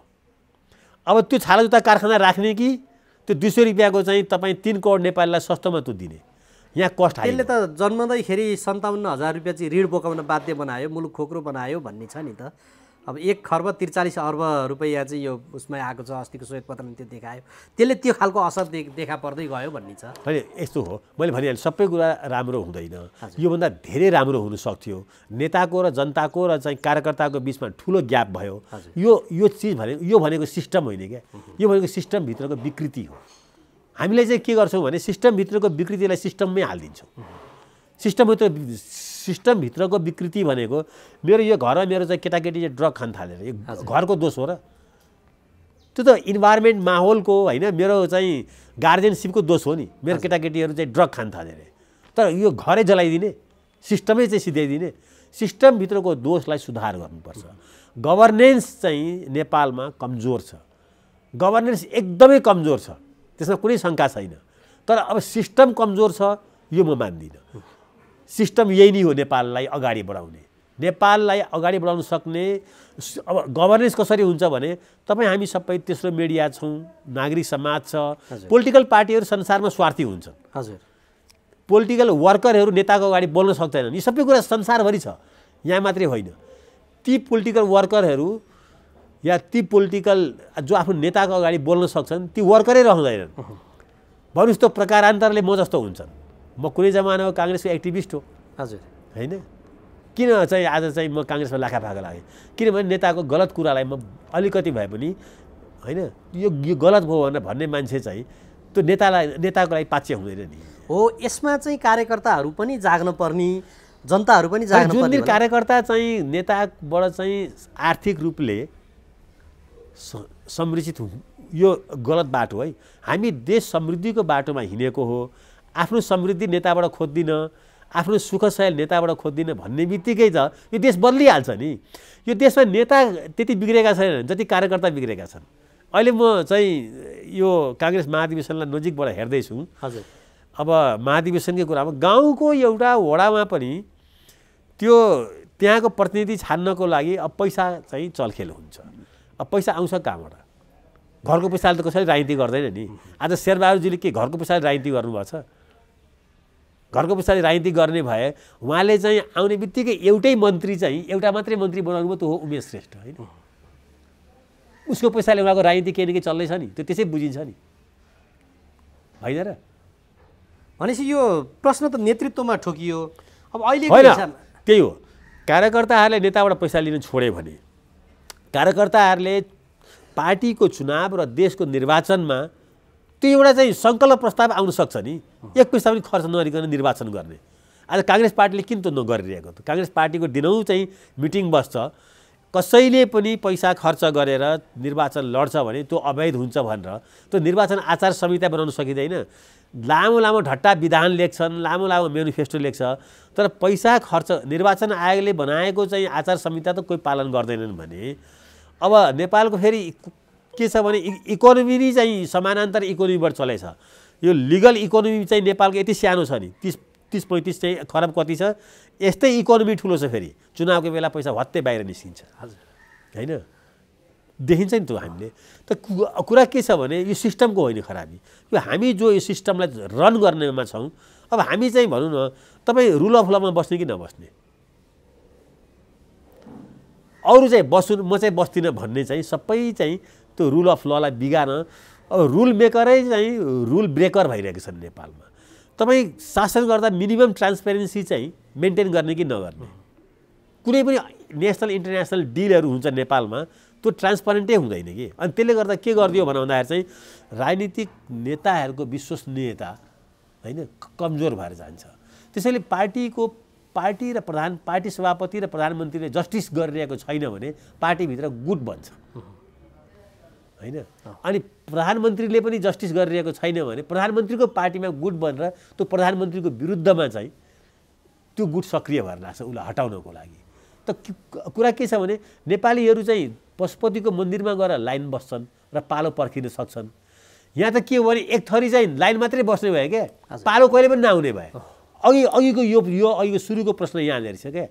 अहिले तपाईँ हेर्नुहोस् त, म नजिकबाट चिन्ने काङ्ग्रेसलाई म एउटा उदाहरण दिउँ सोलिड। मैले देखिरहेको काङ्ग्रेस के छ भने आँखा चिम्म गर्दा काङ्ग्रेस भनेर म 10 देखि 15 जना चिन्दछु। 46 सालको परिवर्तनपछि बरु लिडरसिपमा चाहिँ गिरिजाप्रसादबाट सुशील कोइराला शेरबहादुर आए होला, तर त्यो एउटा गुट भने पनि गिरोह भने पनि त्यो कृष्णजीसँग पनि त्यो नजिक छ, गिरिजाप्रसादसँग पनि सुशील कोइरालासँग पनि शेरबहादुरसँग पनि यो 10-15 जनाको अनुहार छ। त्यो निरन्तर 30-35 वर्षदेखि छ। त्यसैले काङ्ग्रेस पनि चलाएको छ, त्यसैले यो देश पनि चलाएको छ। त्यो कहिले रिटायर्ड हुँदैन नमरुन्जेलसम्म। खतरा चाहिँ त्यो हो। बरु सुशील कोइराला ठाउँमा शेरबहादुर त आए नि, शेरबहादुरलाई चलाउनु पनि त्यही छन् जो हिजो सुशीललाई चलाउँथे होइन। कृष्णप्रसाद भट्टराई र गिरिजाप्रसाद कोइरालाले प्रधानमन्त्री त भयो नि, मैले देखेको छु यो दुइटैलाई चलाउने एउटै मान्छे हुन्, एउटै गुट एउटै गिरोह छ, कुनै टिम चेन्ज हुँदैन यहाँ। त पहिला सुरु काङ्ग्रेसले राजनीति अब एकै ठाउँमा 5-5 पल्ट 6-6 पल्ट चाहिँ चुनाव लडेका मान्छेहरू छन्, 3-4-5 पल्ट केन्द्रीय सदस्य लडेका मान्छेहरू छन्। किन 2 पल्ट भन्दा 3 पल्ट, खालि सभापतिलाई मात्रै किन 3 पल्टपछि तिमी जाऊ केन्द्रीय सदस्य उठ्न चाहिँ जिल्लाको पार्टी सभापतिलाई चाहिँ 2 पल्ट भन्दा 3 पल्ट उठ्न नदिने अरे, केन्द्रीय सदस्यलाई किन दिने 3 पल्ट? किन भाइ? किन तिनीहरू चाहिँ के चाहिँ दैवीय डिभाइन पावरवाला हुन्? प्रधानमन्त्रीकै प्रसङ्गमा पनि त एकै व्यक्ति मात्र भइराख्नु पर्छ। प्रधानमन्त्रीमा चाहिँ किन शेरबहादुरजी 5 पल्ट 2 पल्ट भन्दा 3 पल्ट हुँदैन भने किन नलेखेको? हेर्नुहोस् न, यहाँ केन्द्रको कसरी वर्चस्व राख्नको लागि केन्द्रीय स्तरमा चाहिँ जतिपल्ट पनि केन्द्रीय सदस्य र चाहिँ मतलब उठ्ने भनेको छन्, यो यही गुट र गिरोहको काम हो। जिल्ला पार्टी सभापतिलाई चाहिँ 2 पल्ट भन्दा 3 पल्ट नदिने, किन सांसद 3 पल्ट दिने? उसलाई पनि नदिए भइहाल्यो नि। आजको काङ्ग्रेसको आजको नेपालको राजनीतिक पार्टीहरूको ठुलो समस्या भनेको के हो भने एउटै मान्छेलाई हामीले जिम्मेदार बनायौँ एउटै ठाउँमा। के गर्नुपर्छ तिनीहरूलाई चाहिँ अहिले अलिअलि यो ट्रेन्ड सुरु भएको छ, तै मात्रै होस् यहाँको जिम्मेदार भनेर। अहिले ट्रेन्ड अहिले बडे बडे महारथीहरू हारेर छन् नि। मतलब नेपाली काङ्ग्रेसमा मै हुँ भन्ने जिल्लाको जिम्मेदारी लिएका नेताहरू चाहिँ हारेर छन् नि। त्यसको पछाडि त्यहाँको कार्यकर्ता त कम, त्यहाँको भोटरको धेरै ठुलो रियाक्सन छ, फेरि पनि हार्छन्। तपाईँ हेर्नु होला, म अहिले भनिदिन्छु, जसले रिपिट गर्छ त्यही ठाउँमा 3 पल्ट 4 पल्ट फेरि पनि हार्छन्, फेरि पनि जित्दैनन्।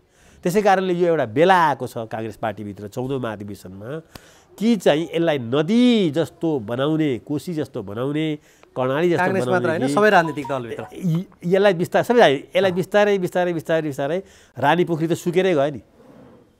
त्यहाँ सुकाउनु हुँदैन, बगाउनु पर्छ भन्ने हुन्छ। यो राम्रो विषयवस्तु पनि निक्ल्यो। म अब सरकारपट्टि जान चाहन्छु। सरकार चाहिँ विस्तार हुन सकेको छैन, 1 महिनासम्म भइसक्यो। अहिले नेपाली काङ्ग्रेसको सभापतिले लिड गरिराख्नु भएको छ। अब त्यहाँभित्रको सत्ता गठबन्धनको साँचो चाहिँ फेरि वाम नेताहरूसँग छ। यो सरकार विस्तार किन हुन सकेको छैन भन्ने लाग्छ यहाँलाई? त्यो त स्वाभाविकै हो नि। तपाईँ सरकार विस्तार भनेको के, शेरबहादुरजीले सधैँ भन्नुहुन्थ्यो नि, कसरी म प्रधानमन्त्री हुन सक्छु, मसँग शक्ति पनि छैन, सङ्ख्या पनि छैन भन्नुहुन्थ्यो। काङ्ग्रेस आफ्नो शक्ति र सङ्ख्याले अहिले प्राइम मिनिस्टर भएको होइन। कम्युनिस्टको विभाजनपछि टुटफुटपछि होइन, टुटफुट पनि चाहिँ कम्युनिस्ट पहिला चाहिँ दुईवटा भयो।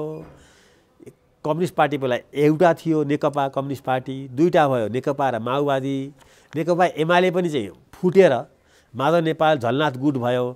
ती सबैलाई चाहिँ के छ भन्दाखेरि चाहिँ आफ्नो आफ्नो राजनीतिक अस्तित्व रक्षाको लागि चाहिँ शेरबहादुरजीलाई प्राइम मिनिस्टर बनाउन बाध्य भए होइन। सबैको लडाइँ खड्ग ओलीजीसँग थियो, केपी ओलीजीसँग थियो।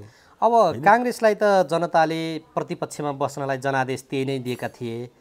अब हिजोको दिनमा पनि हामीले हेर्ने हो भने अघिल्लोचोटि प्रचण्डले काङ्ग्रेसलाई धोका दिएकै हुन् भनिन्छ। त्यति बेला पनि वाम गठबन्धन र लोकतान्त्रिक गठबन्धन बिचको चाहिँ त्यहाँ तालमेल थियो। पछि नेकपासँग उनी एकीकृत भएर गए। अहिले चाहिँ नेपाली काङ्ग्रेसले किन फेरि उसैलाई अँगाल्न गएको त? होइन, यस्तो अहिले चाहिँ अँगालो मार्न चाहिँ गएको होइन, यी अँगालो मार्न पुगेका हुन्।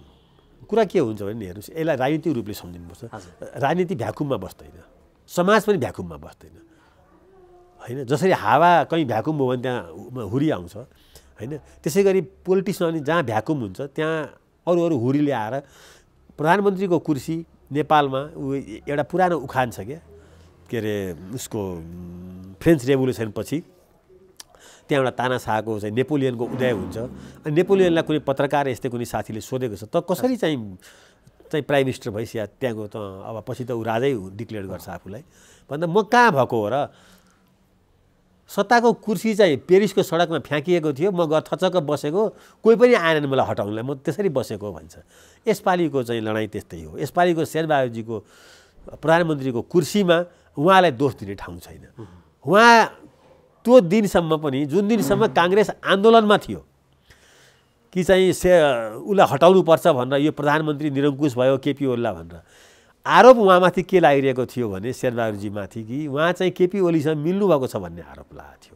त्यो आरोप अरूले पनि लागेको थिएन, काङ्ग्रेसभित्रैबाट रामचन्द्र पौडेलले पनि लगाइरहनु भएको थियो, अरू नेताहरूले पनि लगाइरहेका थिए, माधव नेपालले पनि लगाइरहेको थिए, प्रचण्डजी पनि चाहिँ आजित हुनुभएको थियो। कस्तो शेरबहादुरजी चिसो तात्तै तात्नुहुन्न यस्तो निरङ्कुश प्रधानमन्त्रीलाई हटाउन भनेर, त शेरबहादुरजीले त्यो आरोप पनि खेप्नु भएको।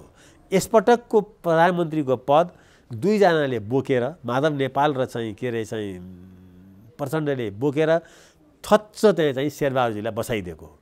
शेरबहादुरजी आफ्नो इच्छाले कुनै पनि दिन बरु त कुर्सीको चाहिँ एउटा खुट्टा चाहिँ चार खुट्टे कुर्सी थियो भने एउटा खुट्टा चाहिँ काङ्ग्रेसबाट रामचन्द्र पौडेलले बोक्नुभएको थियो। रामचन्द्र पौडेलले यो निरङ्कुशताको विरुद्धमा गजबै लडाइँ लड्नु भएको हो, त्यो मान्नुपर्छ। उहाँले आफ्नो जिल्ला तनहुँमा गएर पुल उद्घाटन गर्न नदिँदाखेरि त्यहाँबाट काङ्ग्रेसलाई ऊर्जा पनि भर्नुभयो, अगाडि बढ्नुभयो। अस्ति भर्खर उहाँको एउटा चाहिँ कतातिर केही इन्टरभ्यू आएको थियो, यस्तो असक्षम र अयोग्यहरू किन पटक पटक प्रधानमन्त्री हुन्छन् भनेर। त्यो उहाँले धेरै चाँडै धेरै नराम्रो कमेन्ट गरेको म मान्दछु। किनभने यो सरकार निर्माणमा र त्यत्रो चाहिँ एउटा निरङ्कुशता विरुद्धको लडाइँमा अग्र मोर्चामा बस्ने चाहिँ रामचन्द्र पौडेलले हो। अहिले शेरबहादुरजीलाई उहाँले नै बनाएको, उहाँ अभियन्तै हो यो सरकारको।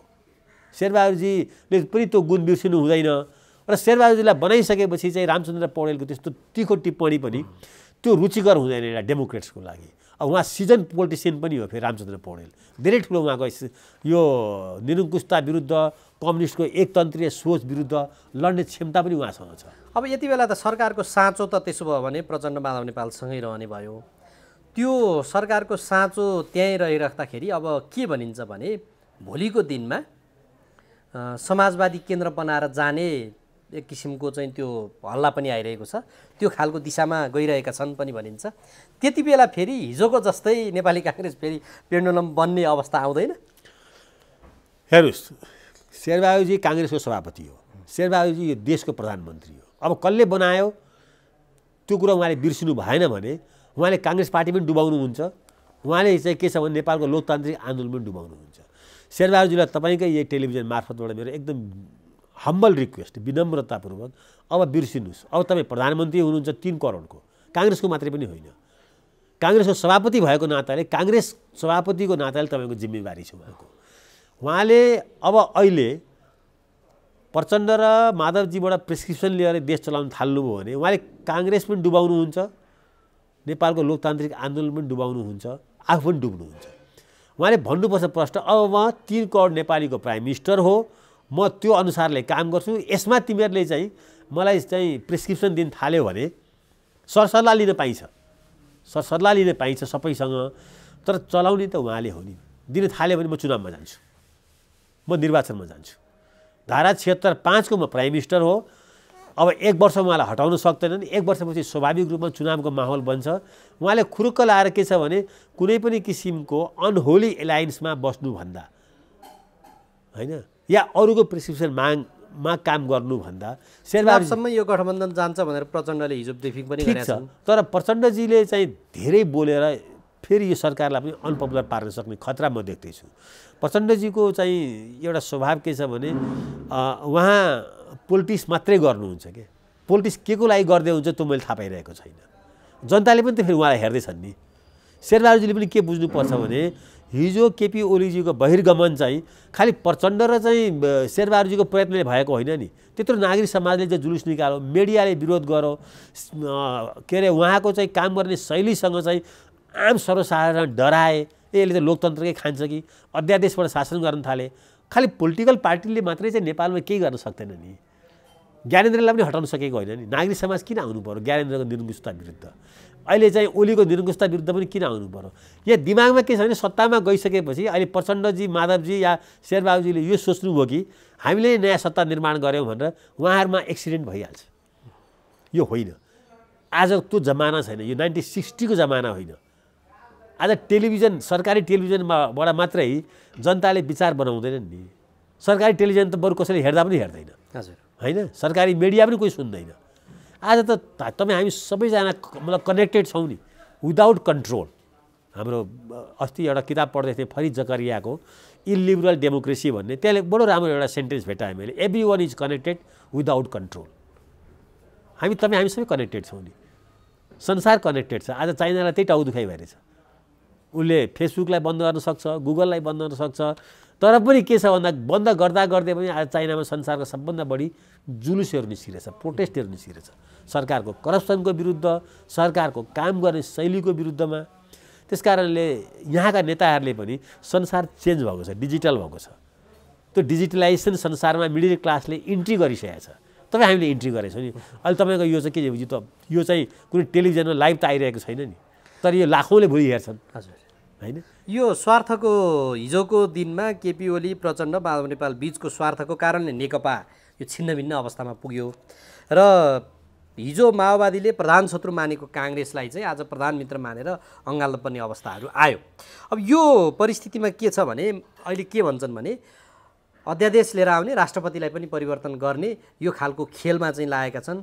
अब यो अवस्था आउँदैछ र यसले चाहिँ अस्थिरताको अर्को बीजारोपण पनि ल्याउँछ भन्ने खालको चाहिँ प्रसङ्गहरू उठिरहेका छन्। हेर्नुहोस्, राजनीतिक गेम यो चलिरहन्छ। मूल कुरो के छ भने मलाई लागेको जनताको भरोसा र विश्वास जितेर जे गरे पनि हुन्छ, जनताको प्रायोरिटी बुझेर जे गरे पनि हुन्छ। अहिले जनताको प्रायोरिटी के छ? अहिले ठिक छ, राष्ट्रपतिमाथि आरोप लाउने ठाउँ प्रशस्तै छ, म पनि लाउन सक्छु। उहाँ रबर स्ट्याम्प हुनुभयो, रबर स्ट्याम्प मात्रै होइन, उहाँ हिजोको प्रधानमन्त्रीको निजी सचिवालयको हेड जस्तो हुनुभयो। हामीले चाहिँ राष्ट्रपति जस्तो खोजेको थियौँ, त्यो पक्कै कुरा हो। उहाँमाथि आरोपहरू प्रशस्तै छन्, तर आज त्योभन्दा ठुलो प्राथमिकता सरकारको के छ? सरकारको पहिलो प्राथमिकता खोपै हो, होइन? किनभने जीवन बाँचेन, जनजीविका पनि बाँच्छ, होइन? दोस्रो प्राथमिकता के छ भने सरकारले अलिकति भए पनि सुशासनको अलिकति भए पनि सरकारले भ्रष्टाचार रोक्छ, यो कसैले कल्पना नगरे हुन्छ। म अहिले यहाँबाट चाहिँ कुनै सरकारी कार्यालयमा गयो भने बिना घुस काम कमै हुन्छ, होइन? त्यो सबैलाई थाहा छ। कर तिर्न जाँदा त घुस तिर्नुपर्छ भने अब बिजुली तान्न गयो भने त त्यो बिना घुस त कामै हुँदैन, होइन? यहाँ जग्गै पास गर्न गयो अरे, आफ्नो भइरहेको जग्गा नेपालमा त कस्तो भइसक्यो भने मलाई एकदमै पैसाको 50 लाख जरुरी पर्यो अरे, घर ब्याङ्कमा राखेर लोन लिन्छु भन्यो भने त्यहाँ त्यो 1 लाख रुपियाँ त पहिला सर्भिस चार्ज लिन्छ लोन लिन जाँदाखेरि। तपाईँलाई त्यो ट्र्यापमा परेको त्यो नागरिकसँग नेपालको ब्याङ्किङ सेक्टर हेर्नु त थाहा छन्। जनता यदि त्यो ब्याङ्कसँग कारोबार गर्ने सामान्य ट्र्यापमा पर्ने जनताहरूलाई चुसेर ब्याङ्कहरू नाफामा छन्। किनभने मलाई 50 लाख रुपियाँ अहिले कसैलाई कुनै एउटा नेपालीलाई क्यान्सरको ट्रिटमेन्ट गर्नु पर्यो 25 लाख रुपियाँ लिनु पर्यो, लोन लिनु पर्यो। त्यो लोन लिन जाँदा घर राख्नुपर्छ, ब्याज लिन्छन्। तर त्यो एक दिनको सर्भिस दिए बापतमा 1 लाख रुपियाँ उनीहरूले सर्भिस चार्ज भनेर लिन्छ। अनि नेपाल राष्ट्र ब्याङ्क होइन सबैभन्दा काम नलाग्ने निकम्मा संस्था नेपालको त्यो चाहिँ टुलुटुलु हेरेर बसेछ। यी समग्र कुराले नै त्यही व्यवस्थामा त अब प्रधानमन्त्रीले चाहिँ त्यो मात्रै चेन्ज गर्नु हो भने पनि प्रधानमन्त्रीले कमसेकम ट्र्यापमा परेको जनतालाई रेस्क्यु मात्रै गर्न सक्नु भने त्यो त लाखौँ छन् नि। बिहाबारीमा मान्छे जग्गा राख्न जान्छ, त्यहाँ तपाईँ हेर्नुहोस् त कति ह्यारेसमेन्ट छ ब्याङ्कहरूबाट। नेपालको ब्याङ्किङ सेक्टर चाहिँ नेपालको जुन ब्याङ्किङ सेक्टर छ यो चाहिँ एउटा सेक्सपियरको एउटा ड्रामा छ क्या। त्यो ड्रामामा एउटा चाहिँ पात्र छ, उसले चाहिँ के भन्छ भने म तँलाई यो लोन दिन्छु होइन, तैँले मलाई लोन तिर्न सकिन्छ भने तेरो चाहिँ मासु काटेर लिन्छु भन्छ। त्यो बराबरको शरीरबाट नेपालको ब्याङ्किङ सेक्टर र नेपालको राष्ट्र ब्याङ्क ट्र्यापमा परेको नेपाली जनतालाई होइन त्यो त्यही किसिमले चुसिरहेको छ। त्यो मलाई यसै देखिन्छ कि मलाई अहिले एकदमै जरुरी यो समग्र यो त समस्याहरू भए, यस्ता समस्याहरू सर्वत्र छन्। होइन सर्वत्र भन्दा पनि शेरबहादुरजीको काम के म काममा लागेँ भनेर देखाउने ठाउँ हो। त्यस्तो काठमाडौँमा मेलम्ची आएन, त्यो सबैलाई थाहा छ। भ्रष्टाचारको कारणले त्यहाँ खेल भयो, टनेल डुब्यो, कैयन मन्त्री आए, फेरि पनि त्यो मेलम्चीको पानी नेपाल काठमाडौँको रिङ रोडभित्रको जनता 20-25-30 लाख त पक्कै छन् होइन। जनता पनि अब के भइसक्यो भने सरकारको भ्रष्टाचारसँग रेसिस्टेन्स क्यापेसिटी बढिसक्यो, इम्युनिटी बढिसक्यो। एक दिन पनि मेलम्चीको पानी आएन भनेर 10 लाख मान्छे 5 लाख मान्छे निस्केको मलाई थाहा छैन। मेलम्चीमा भ्रष्टाचार हुन्छ भनेर हामी लाखौँ मान्छेहरू गफ गरेर बस्छौँ होइन। सरकारमा बस्नेलाई जब जनता चाहिँ चुप लाएर बस्छ अनि सरकारमा बस्नेलाई भ्रष्टाचार गर्ने छुट हुन्छ। त्यही त यहाँनिर प्रसङ्ग हामी अन्तिममा पनि छौँ। यो यति बेला 52 सालपछि प्रधानमन्त्री बन्नुभएका शेरबहादुर देउवालाई यही कुराहरू जे समस्याहरू छन् हिजोको दिनमा उहाँले जे गर्नुभएको थियो त्यो छविलाई अझै उच्च बनाउनको लागि चाहिँ उहाँले काम गर्नुपर्छ भन्ने चाहिँ धेरैको अपेक्षा छ। तर स्वास्थ्य राज्यमन्त्री नियुक्तिको प्रसङ्ग चाहिँ अलिकति बढी विवादित पनि भयो र प्लस यहाँले अघि भन्नुभयो जस्तै जे तमाम विकृतिहरू देखा परेका छन् त्यसलाई सुधार्नुपर्छ है उहाँले भन्ने पनि देखिन्छ। तर पनि फेरि सरकारको साँचो चाहिँ आफ्नो हातमा नभएको भएर अब भनिसके प्रचण्डले त सरकार अल्पमतमा पो पर्छ कि भन्ने खालको कुराहरू पनि आइसकेको छ। त्यो हिसाबले यो काम गर्नलाई पनि त्यही हो। अब हेर्नु माइन्डलाई उहाँले कहाँ राख्नुपर्छ मलाई थाहा छैन, स्टेट अफ माइन्डलाई। उहाँले यो देशको प्रधानमन्त्री हो र मलाई अब 3 करोडको समर्थन छ भनेर उहाँले चाहिँ सोच्नु भएको भए उहाँले कामहरू अर्कै ढङ्गले गर्न थाल्नुहुन्थ्यो। अब होइन काङ्ग्रेसको महाधिवेशन छ, महाधिवेशनमा पैसा चाहिन्छ, अब 3वटा राष्ट्रिय निर्वाचन छ त्यसमा पनि पैसा चाहिन्छ भनेर चाहिँ उहाँले चाहिँ उहाँको त्यो माइन्ड त्यसरी ड्राइभ हुन थाल्यो, माइन्ड त्यतापट्टि सिफ्ट हुन थाल्यो भने चाहिँ उहाँ प्रधानमन्त्री त हुनु होला 1 वर्ष अरू चाहिँ। तर उहाँ जस्तो निकम्मा प्रधानमन्त्री फेरि पनि शेरबहादुरजी सुध्रिनु भएन भनेर जान्छन्। त मलाई के लाग्छ भने यो पटक उहाँबाट केही मिस्टेकहरू भएको छ होइन, भएकै छ उहाँबाट। अब त्यो व्यक्ति विशेषमा म जान्न उमेश श्रेष्ठ कस्तो हो म राम्ररी चिन्दा पनि चिन्दिनँ, त्यसमा हाम्रो पनि दोष छैन। तर अब प्रश्न उठाउनेले उठाइदिए। प्रश्न किन नउठाउनु? त्यसले के गर्छ भने 2टा काम गर्छ। राजनीतिमा एकैपल्ट माथि पुग्नुलाई पैसा कमाउनु पर्दो रहेछ भन्ने जान्छ। त्यो उमेश श्रेष्ठको नियुक्तिपछि गयो। राजनीतिमा अब त्याग गर्ने होइन, सेवा गर्ने होइन, पैसा कमाएपछि मन्त्री हुन्छ भन्ने लाग्यो। त्यो अहिले त्यो मान्यताहरू स्थापित भएका छन् नि। अनि राजनीतिलाई जसले सेवा र चाहिँ त्यागको भावबाट चाहिँ जनतासँग जोडिन खोजेछ त्यो हुमिलेटेड भयो। उमेश श्रेष्ठ व्यक्तिगत रूपमा एकदम राम्रो हो, उहाँले लिटल इन्जिन चलाउनु होला, हाइड्रो पावर दिनु, म त्यसलाई मान्दछु। उहाँ मन्त्री हुन अयोग्य यो पनि म मान्दिनँ।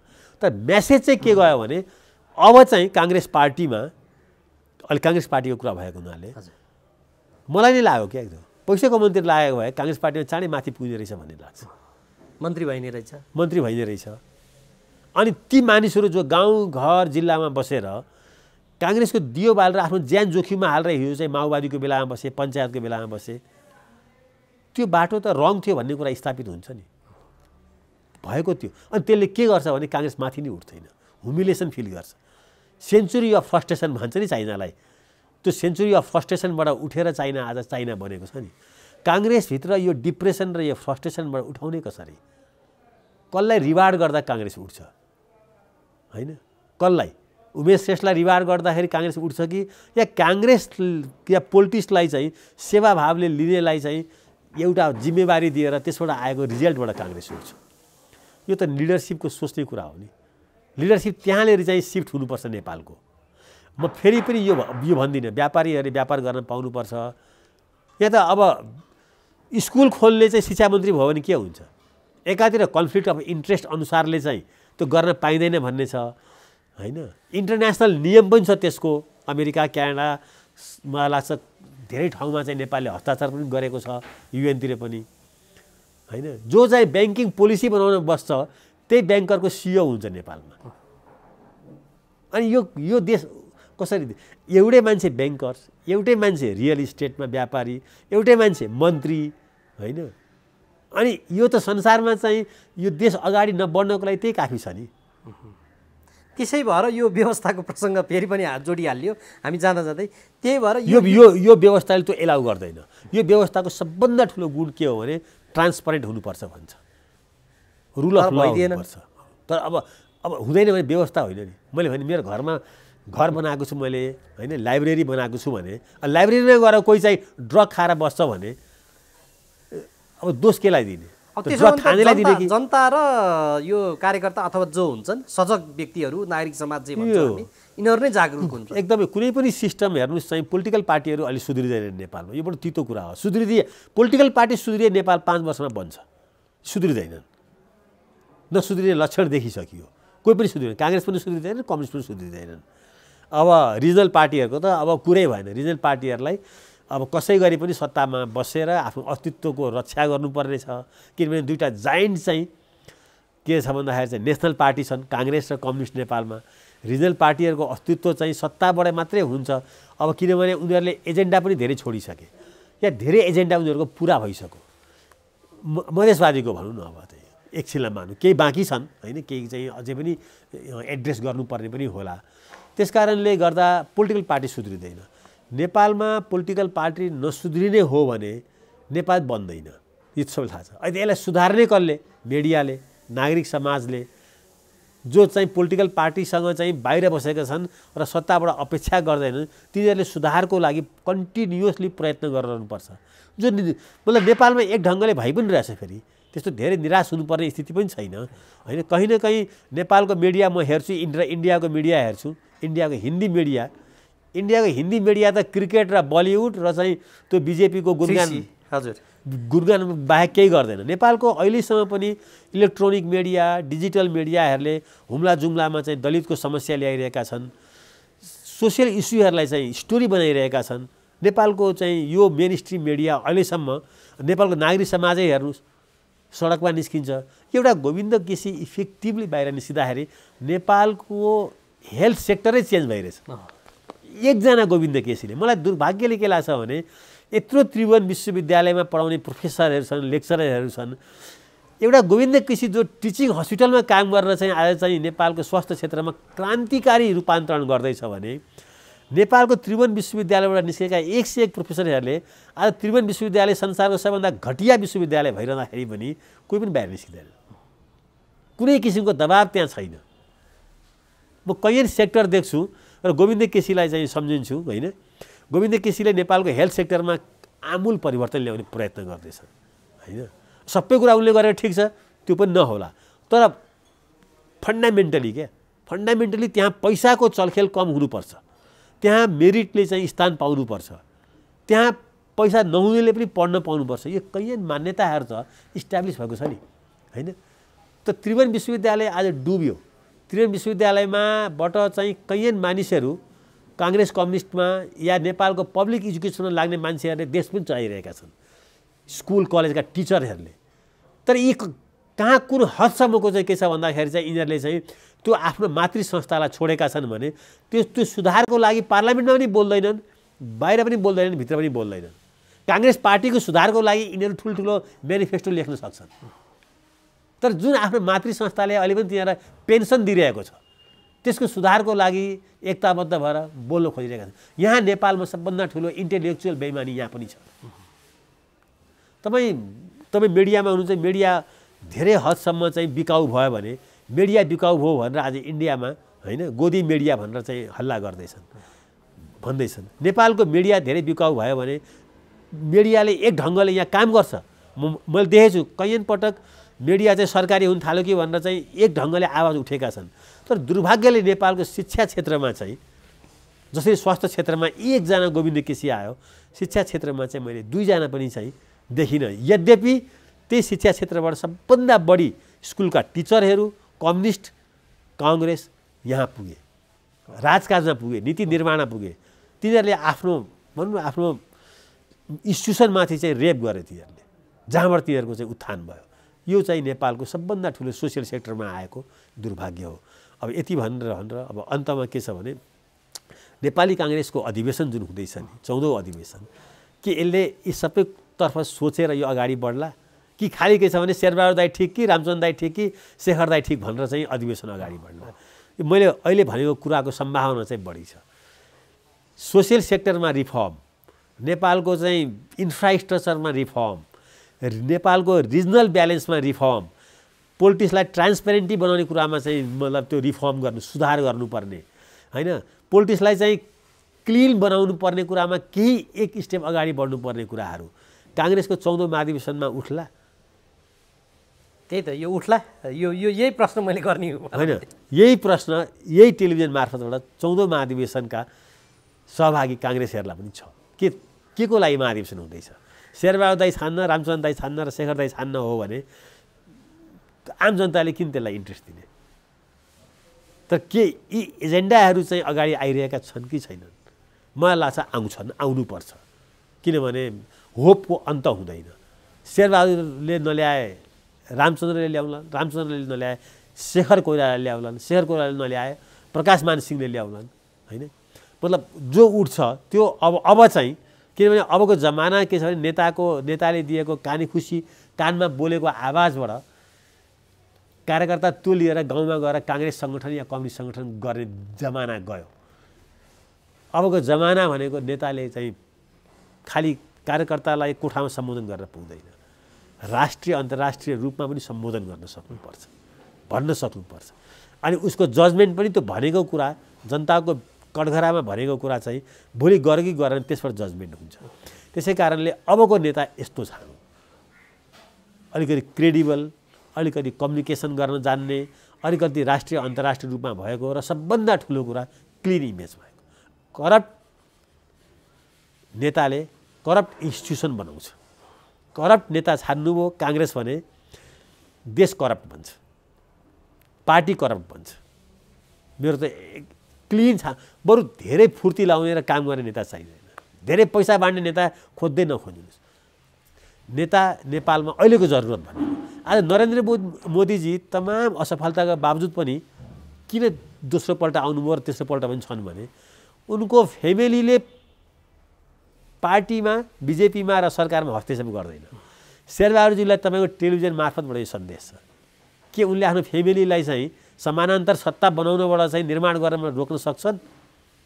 जसको चर्चा सुरु भएको छ, जसको चर्चा चाहिँ सुरु भएको छ। शेरबहादुरजीलाई चाहिँ थपना प्रधानमन्त्री अघि तपाईँले भन्नुभयो नि चाहिँ प्रचण्ड र माधव नेपालले बनाएको छन् भनेर, म त्यो देख्दिनँ। म शेरबहादुरजीको घरबाट समानान्तर सत्ता सुरु भयो भने त्यो डेन्जर देख्छु। पोलिटिक्स गर्नेले त सत्ता चलाउनु पाउनुपर्छ, वैधानिक रूपमा चलाउनु पाउनुपर्छ। तर समानान्तर सत्ताले देश डुबाइदिन्छ, बर्बाद गर्छ। ओलीजीको पतन त्यही कारणले भएको हो। त्यस कारणले यही एफएस टेलिभिजन मार्फतबाट अब पनि नसम्लिए शेरबहादुरजीलाई इतिहासले फेरि सम्लिने र फेरि सच्चिने ठाउँ दिँदैन। यहाँनिर चाहिँ उहाँसँगै काङ्ग्रेसको पनि भविष्य छ, लोकतन्त्रको पनि भविष्य छ। त्यस कारणले मलाई के लाग्छ भने उहाँ यो पटक चाहिँ 5औं पटक हो क्यारे होइन, ज्योतिषीले भनेर होइन नेपाली जनताको भरोसा र विश्वासले चाहिँ त्यहाँ पुगेको भन्ठानेर जनताको लागि काम गर्नुहोस्, ज्योतिषीको लागि काम नगर्नुहोस्। ज्योतिषीहरूले त भनेको कुरा काकताली पर्दाखेरि पुग्ने हो होइन, काकताली पर्यो, ज्योतिषीको व्यापार चल्छ। तर शेरबहादुरजीको व्यापार चल्दैन अब, र उहाँको मात्रै होइन काङ्ग्रेस पार्टीको पनि व्यापार चल्दैन अगर उहाँ फेलियर हुनुभयो भने। धन्यवाद। हस्, समय दिनुभयो, धन्यवाद।